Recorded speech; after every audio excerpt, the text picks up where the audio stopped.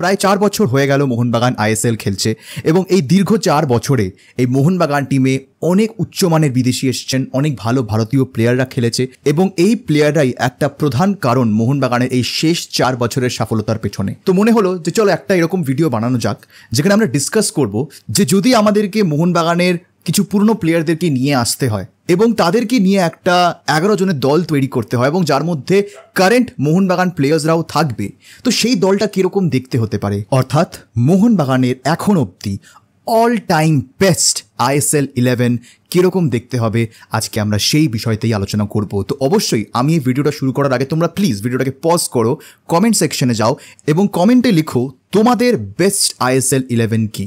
আমি সেই কমেন্টগুলো পড়বো, তার উপরে রিয়াক্ট করব এবং এরই সাথে অবভিয়াসলি আমি যে আমার বেস্ট 11 রাখছি মোহনবাগানে সেই সম্পর্কে তোমাদেরও যদি কোনো মতামত থাকে সেটাও কিন্তু নির্দ্বিধায় কমেন্ট সেকশনে জানিও। তো ভিডিওটা শুরু করার আগে কয়েকটা জিনিস পয়েন্ট আউট করে দিতে হবে।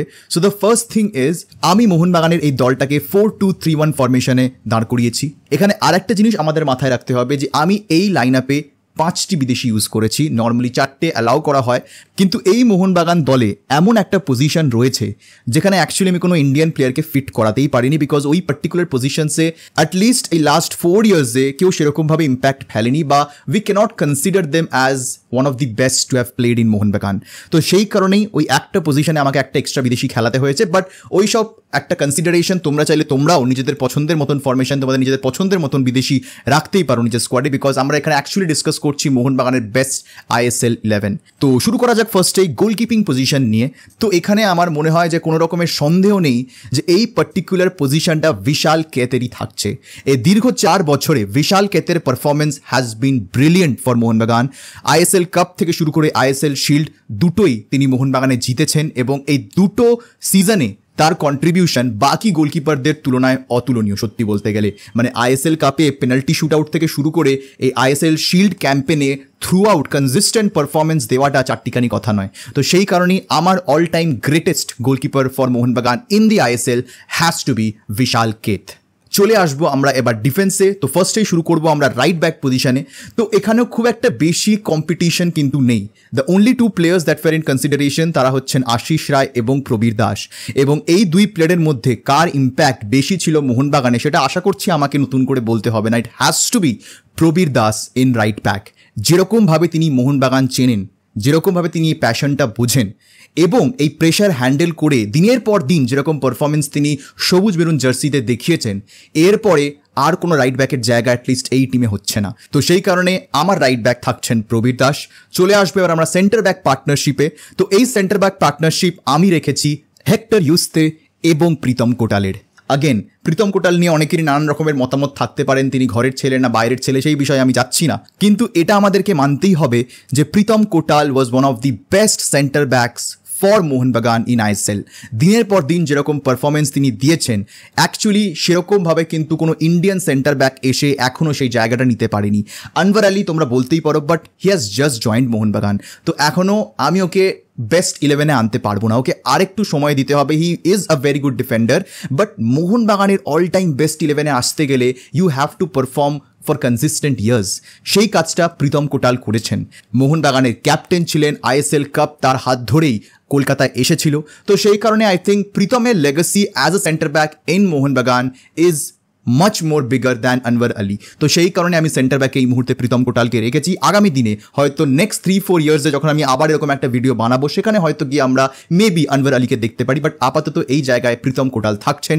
এবং এর পাশে হেক্টর ইউস্তেকে রাখার পেছনে যেটা আমার সব থেকে বড় কারণ, বিকজ এই পজিশনে তিড়ি ছিলেন, এই পজিশনে ব্রেন্ডন হ্যামিল ছিলেন, বাট দেখতে গেলে both of this foreign centre backs did not have that impact যেটা হেক্টর ইউস্তে রেখে গেছেন এই কম সময়ের মধ্যে। যা বয়স তার এবং সেই বয়সে যে ফুটবলটা তিনি এই মরশুমে খেলে গেছেন আউটস্ট্যান্ডিং। সো এখানে আমি আর অন্য কোনো প্লেয়ারকে রাখার কথা ভাবতেই পারবো না। তো সেই কারণে আমি হেক্টর ইউস্তেকে অ্যাজ এ সেন্টার ব্যাক রেখেছি প্রীতম কোটালের পাশে। যদি চলে আসি আমরা এবার লেফট ব্যাকে, তাহলে obviously it's a no brainer, এখানে থাকছেন শুভাশিস বোস। কারেন্ট মোহনবাগান ক্যাপ্টেন, তার নিজের খেলা অনেক ইমপ্রুভ করেছেন, অনেক বেশি ভ্যারাইটি এনেছেন তিনি তার খেলার মধ্যে, এবং শুধুমাত্র ভ্যারাইটি বলতে নয়, তারও একটা মেজর ইম্প্যাক্ট রয়েছে এই দলটায়। প্রীতম কোটাল চলে যাওয়ার পরে প্রশ্ন উঠেছিল যে মোহনবাগানের ক্যাপ্টেন কে হবে, is Subhasish Bose the right captain for Mohun Bagan? But eventually এই সব প্রশ্নের উত্তর শুভাশিস দিয়ে দিয়েছেন। আইএসএল লিগ শিল্ড কলকাতায় তিনি নিয়ে চলে এসেছেন, ডুরান্ট কলকাতায় নিয়ে চলে এসেছেন। তো সেই কারণে শুভাশিস বোসের ক্যাপ্টেন্সি নিয়ে কোনো প্রশ্নই থাকছে না। অ্যান্ড অ্যাজ আ প্লেয়ারও হি ইজ অবভিয়াসলি মোহনবাগানের বেস্ট লেফট ব্যাক।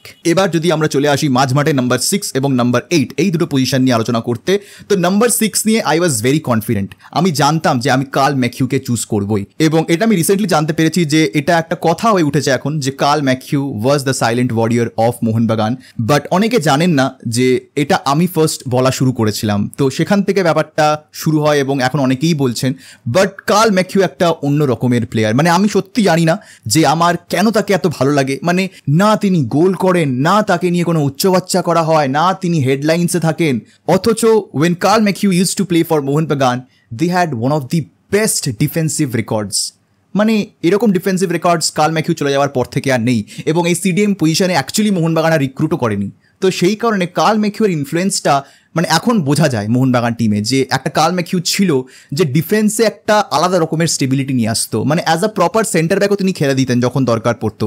যেই কারণে আমার মনে হয় যে কার্ল ম্যাকিউ এত পছন্দের প্লেয়ার ছিলেন হাবাসের, এবং ফ্যান ফেভারিট হয়ে উঠতে হয়তো পারেননি কার্ল ম্যাকিউ, বাট ডেফিনেটলি একটা কাল্ট ফলোয়িং কার্ল ম্যাকিউয়ের আছে, এটা আমি মানি।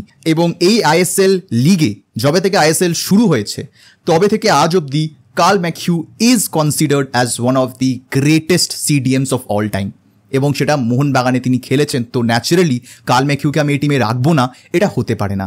তো কার্ল ম্যাকিউ আমার নাম্বার 6। এবার ভিডিও শুরুতে আমি যেটা নিয়ে আলোচনা করছিলাম যে আমার টিমে একটা প্রপার নাম্বার 8 দরকার, এবং এই পার্টিকুলার নাম্বার 8 পজিশনে মোহনবাগান রিসেন্টলি ইন্ডিয়ান প্লেয়ার্সদের রিক্রুট করা শুরু করেছে।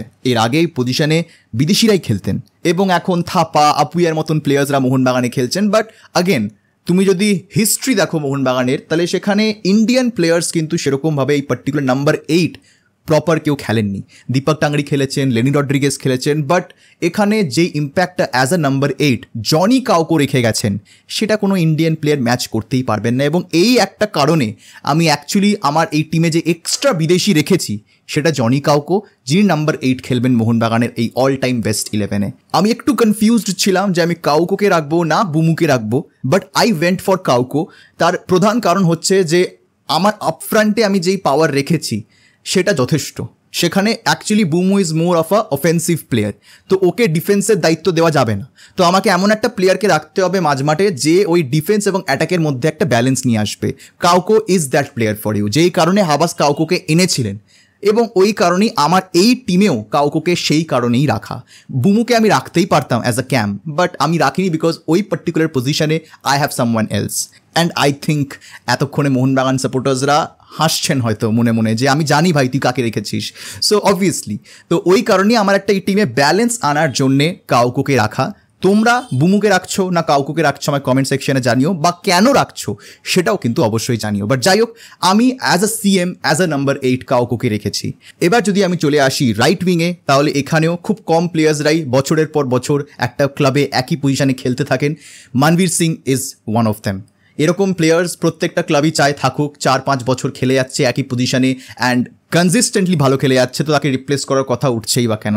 এখন গিয়ে হয়তো একটু উচ্চবাচ্চা হচ্ছে, but last 4 ইয়ার্সে Manvir Singh has been giving great service to Mohun Bagan. বললাম তো ক্লাবের হয়ে এই প্লেয়ারটি যা খেলে, একটু যদি এই খেলাটা দেশের হয়েও খেলে দিত তাহলে আমার চেয়ে খুশি কেউ হতো না।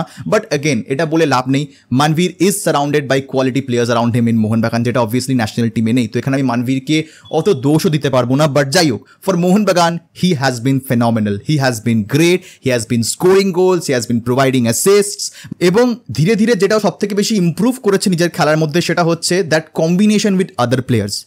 ওই যে এখন একটা নতুন ফ্লিক শিখেছে, মাইরি বলছি, ও কোত্থেকে শিখেছে আমি জানি না, কিন্তু কাজে আসছে ভাই মোহনবাগানের। সো আই থিঙ্ক কম্বিনেশন ওটাও একটা বটে, এছাড়াও থ্রু পাস ক্রসেস তো থাকছেই। But Manvir Singh has actually developed as a footballer in Mohun Bagan, এবং সেই রিটার্নটাও তিনি মোহনবাগানে দিয়েছেন। তো সেই কারণে আমার রাইট উইংয়ে মনবীর সিং থাকছেন, লেফট উইংয়ে সেরকমই থাকছেন লিস্টন কোলাসো। আগেন কনসিস্টেন্টলি বছরের পর বছর মোহনবাগানে তিনি খেলেছেন, ডেলিভার করেছেন একের পর এক ভালো পারফরমেন্স, অনবদ্য কয়েকটা গোল করেছেন, এবং এরই সাথে আই থিঙ্ক আগেন লিগ শিল্ডের পেছনে লিস্টন কোলাসোর একটা বড় হাত ছিল। তো Liston again one of the most consistent left fingers for Mohun Bagan, আর ওই জায়গায় অ্যাকচুয়ালি এখন অব্দি লিস্টনকে টেক্কা দেওয়ার মতন কেউ আসেনি। আশিক এসছিল লাস্ট সিজন, বাট খেলতে পারেনি, তো সেই কারণে জাজ করা যাবে না, এই সিজন দেখতে হবে। বাট আপাতত এই লাস্ট 4 বছরে ওই লেফট উইং পজিশনটা লিস্টনের তো থাকছেই। এবার চলে আসছি আমার ক্যাম্প পজিশনে, দ্য সেন্টার অ্যাটাকিং মিডফিল্ডার, যে অ্যাকচুয়ালি খেলাটা তৈরি করবে, যে গোল করবে, যে গোল করাবে। এবং এখানে রয়েছেন মোহনবাগানের আইকন, আর লেজেন্ড ইন দি মেকিং। আর লেজেন্ড হয়েছেন কি হয়নি সেটা কমেন্ট সেকশনে জানিও, বাট আমার মতে হি is a legend in the making, Dmitry Petratos. What a player! Opponent টিমের ফ্যান হলে পেট্রাটসের মতন ইরিটেটিং ফুটবলার আর কেউ নন। কিন্তু কেন জানি না প্রত্যেক ক্লাবই এই পেট্রাটসের মতন একটা প্লেয়ার সাইন করতে চায়, বিকজ যখনই এরকম টাইপের প্লেয়ার তোমাদের নিজেদের ক্লাবের জন্য খেলবে, মানে outstanding. What a player he has been for Mohun Bagan. এবং সত্যি বলতে I think he is the best Australian player to have ever played in this country. যেরকম তার ইম্প্যাক্ট ভারতীয় ফুটবলে, মোহনবাগান ক্লাবে গোলের পর গোল, অ্যাসিস্টের পর অ্যাসিস্ট, এই ক্লাবের যে প্যাশনটা, এই ক্লাবের যে ফ্যান্সদের সাথে যেরকমভাবে তিনি মিশে গেছেন, হোয়াট আ লেজেন্ড ম্যান। পেট্রাটসকে ছাড়া এই টিমটা কমপ্লিটই নয়।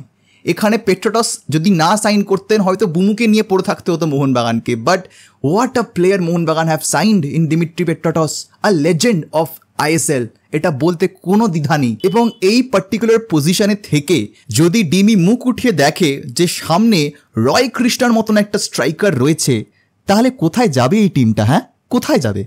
কারণ আমার এই টিমে তো আমি রয় কৃষ্ণাকে ডেফিনেটলি স্ট্রাইকারে রেখেছি, because he is the greatest striker to have ever played in the green and মারুন jersey till now. Jason Cummings সবে এসছেন, এখনও খেলতে হবে, বাট জেসন কামিংস আর রয় কৃষ্ণা কি এক হলো?